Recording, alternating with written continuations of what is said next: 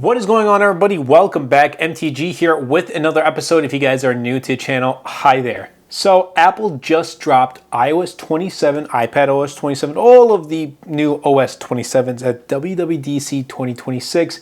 And I have it here on my iPhone 17 Pro. Now, here's the thing. This is the developer beta, just so everybody knows, before we go running into the comments and hitting those, typing up some stuff. It's not the actual stable build. But let's get right into it. Now, at the time of this recording, the unfortunate thing is, and I'll show you guys, is Apple Intelligence and Siri. That's like a huge upgrade with iOS 27. But for me, I'm on the wait list. And it's been about a day, which is kind of upsetting. It's been about 24 hours and I'm still on the wait list. I've seen other people get on it. So I can't really talk too much, or I can't really show too much about the new Siri AI. But when it does come out, hopefully I'll sit down and share with you guys my thoughts and experience exclusively about Siri AI. Now, Liquid Glass does get a fix. So here's the thing. There's a new system-wide slider. And essentially, you go into settings right here, and you go into appearance, and you can see Liquid Glass. You click on there. I have it set as more clear. It does come at default, just like that. You can change it to become more tinted.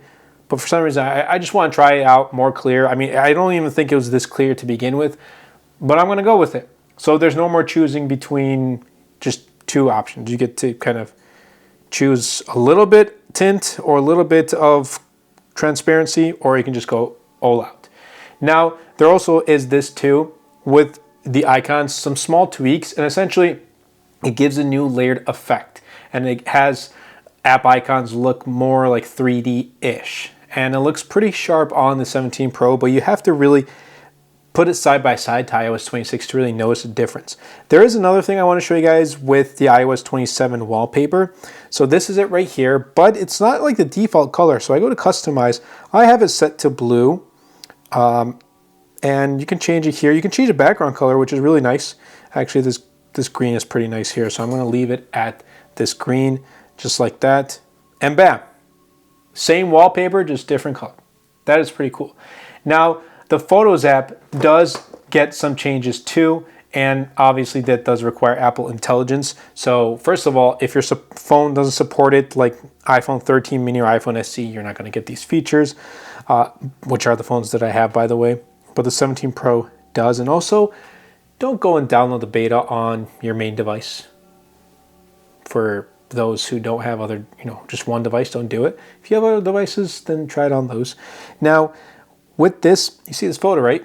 You click right here and you see the new tools icon. You click on that and you have cleanup, which we've had before, which wasn't the greatest, extend and reframe. So with reframe, AI essentially, it's going to position your camera angle after the photo is already taken. So it takes a while to kind of get started, but essentially I can reframe it and you can see it positions the angle a little bit differently. I'm just going to leave it as is. I'm going to leave the photo as is. Extend, let's go to extend. Essentially, this expands the edges of a photo to change the aspect ratio or add to a scene, which I could just zoom in, I can zoom out. Again, I'm just going to leave it as is.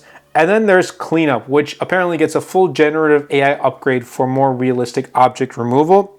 And the big thing people are testing this on is like taking a picture of your face and covering it up and then removing your hand to see if it actually works. So I'm actually going to try and remove this phone if possible. So I have it set to auto, but I want to do the high quality.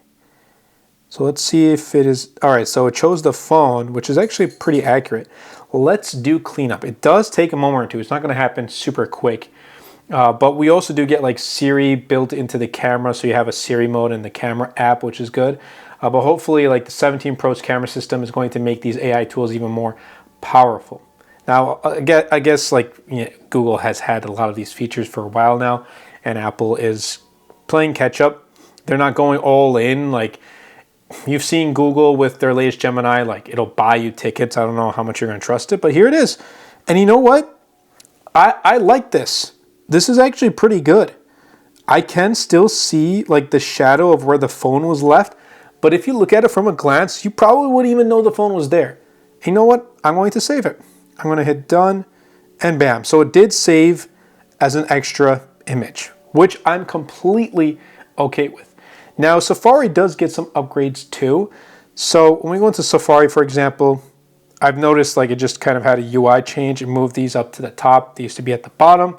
That's okay. And then there's tabs now which auto group by topic.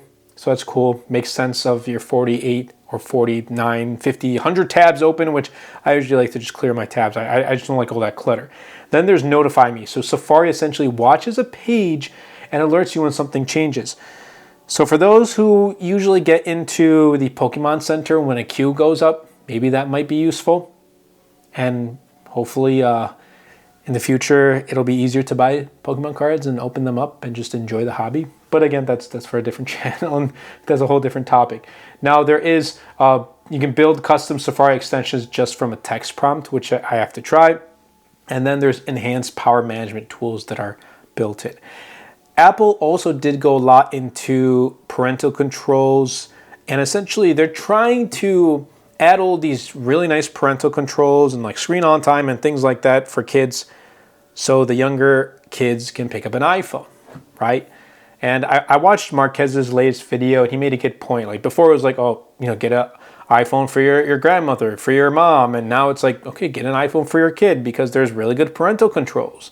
So they went really heavy this year at WWDC about all of those. So definitely have to try it out. And then we do get Siri, which I don't have. But you get the full conversational Siri. You get its own app. It does appear here in the dynamic island.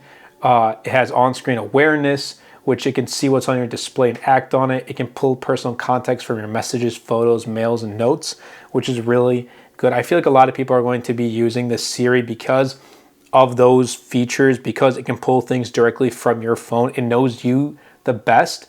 And then there's a standalone Siri app, so I'm excited to try that out too, again, when I get access. Apparently it can generate text. It can summarize documents, analyze files, search the web. We're gonna, again, try it out. And the full Siri AI experience. Again, these are features that probably should have gotten a while back, but we're not, including expressive voices and advanced dictation. So it looks like that is exclusive to the Pro and Pro Max, as well as the iPhone Air. So like the on-device models are just going to be for the Pros, Pro Maxes, and the Airs. Now, Apple did promise a lot of Apple Intelligence features for iOS 18. We didn't get that. It's been 2 years, and now we're starting to see these. Hopefully, they actually work and they roll out when iOS 27, the stable build, does come out. I'm excited to try it out. There is a rebuilt search, new foundation powering Spotlight, photos, mails, and messages. There's smaller details built into iOS 27 as well. Apple this year really focused on stability and just making the current features that they have on their devices work really well and seamlessly. That's what's important. They're just cleaning up the bugs, cleaning things up without kind of introducing a whole bunch of new features or a design overhaul, which they already did last year. I'm okay that there's no huge design overhaul. I'm fine with it. Just make it more stable. Now, apparently, apps are going to open like up to what? 30% faster. AirDrop is like 80% faster. Photos load like 70% faster. We're going to have to test that out. Again, I recently just got this, so it's been a full 24 hours. And the only bug that I've noticed, and I've reported it through the feedback app, is I went to the phone app. I wanted to call somebody. I clicked on FaceTime, and the FaceTime screen popped up, but it froze. And the screen froze for like 7-8 minutes. You see what I did there? I didn't say 6, 7. Anyway, it was like 7-8 minutes though. And I couldn't even turn my phone off. Like I could not even power it off. And then it decided to let me go into the home screen and I was able to turn off that way. But iOS 27 supports all devices, iPhones, back to iPhone 11, an iPhone that came out in 2019.